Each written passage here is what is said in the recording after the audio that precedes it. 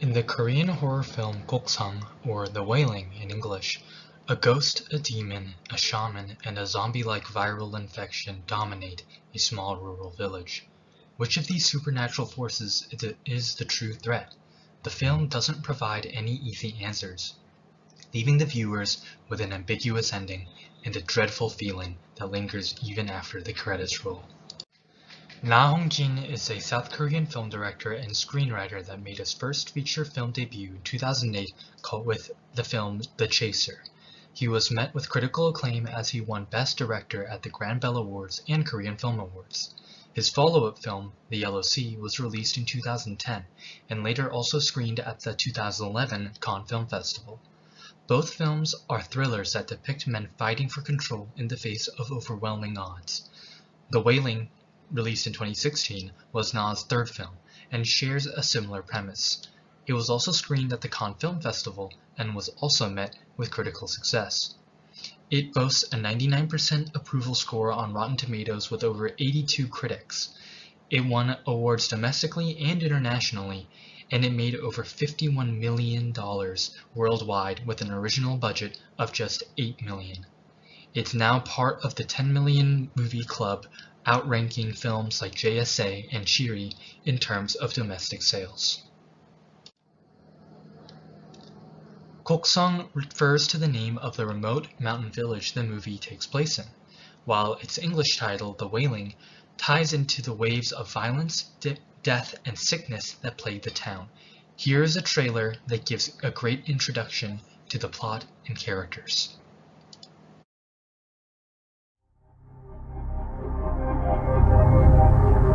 이렇게 소문이 바다한 말이요? 무슨 이유가 있는 거요?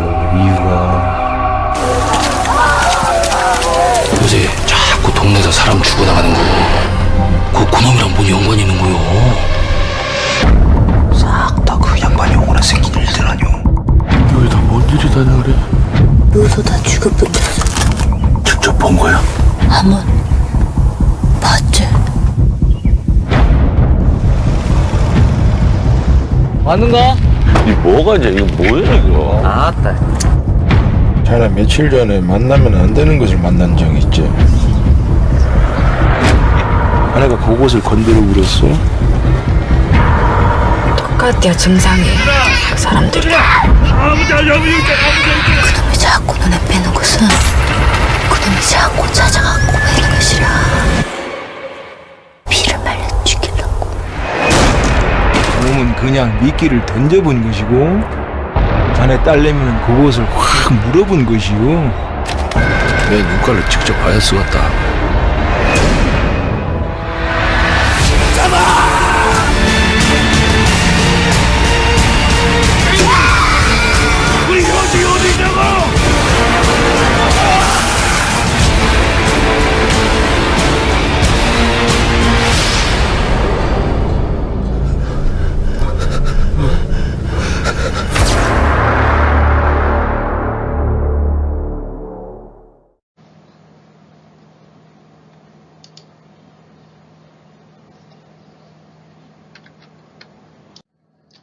The Wailing combines a plethora of genres as it slowly transitions from an unsettling premise with humor and heart to a terrifying drudge of paranoia and stress. The film follows Officer Jong-gu, played by Kwak Do-won, a policeman who investigates a series of mysterious killings in order to save his daughter. The film is pretty slow at the start, wearing the viewer down with its repetitive nature. But it is never boring, as it infuses the small-town crimes with moments of levity. But despite the happy moments, there is a deep melancholy that pervades throughout the core of the film. The filmmaking and editing purposefully prevent the viewer from determining the true threat, making the audience feel powerless in the face of uncertainty and misery. The film was essentially born in the editing room, with the director cutting out chunks which might have made the story more clear, allowing for multiple interpretations. No matter how many times one rewatches the film and studies the scenes, there isn't enough information for a definitive conclusion. As a result, there have been many attempts to explain or interpret the film's highly ambitious and ambiguous finale. This movie is a perfect example of confirmation bias. It plays with the mind's ability to perceive truth in nearly anything.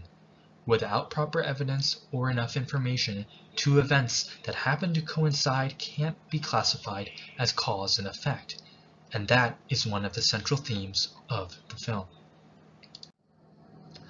The plot of The Wailing centers heavily on Jong-woo's increased fixation with a Japanese foreigner, played by renowned Japanese actor Jun Kunimura. He is persecuted throughout the film and is only ever shown to be dangerous through rumors and hearsay. While his passive and sympathetic performance would have you believe that this film is commenting upon the deeply ingrained stigma against this Japanese, director Na has gone on record to say xenophobia has nothing to do with it. His choice to cast a Japanese actor in the role of the outsider was to show the irrational fear that can spring from the inability to communicate with someone who looks like you but cannot speak to you. The film's ending can be read as simultaneously validating both Jong-woo's fears and the Japanese stranger's choice to shut himself away from his Korean neighbors to begin with. Korea and Japan share centuries of historic distrust and political tensions. There is deep resentment over the Japanese colonization of Korea in the early 20th century and its controversial practice of forcing many Korean citizens into sex slavery to serve as quote-unquote comfort women. In 2013, major tensions flared over boycotts in a chain of disputed islands in the South China Sea. Although the two countries have restored relations, both Korea and Japan are known for their xenophobic tendencies. This is especially true in regards to each other. The Wailing's depiction of its villagers' distrust towards the lone Japanese character isn't very subtle, and given how well The Wailing did at the domestic box office, it evidently speaks to plenty of Koreans' attitudes towards the idea of the quote-unquote foreigner. In order to exorcise this demon that possesses Jong-woo's daughter, a Korean shaman performs an exhausting exorcism that adds to the growing chaos. Upon reflection, he is just as much of a foreigner as the Japanese man to the town of Goksang, and he openly preys upon the family situation to make a profit too. Yet, he is still seen as more trustworthy because of his tie to Korean locality and culture. Director Na was reluctant to include more foreign occult elements because none of those films have had any history of success in Korea. He says, "I added shamanism simply because I am a Korean and this is a Korean film." Christian symbolism is littered throughout the film. There's heavy use of fishes, goats, and locusts. There are 12 deaths, which links with the number of apostles, and 7 different possessions, which links to the number of deadly sins. But it is always fused with both the foreign and the local.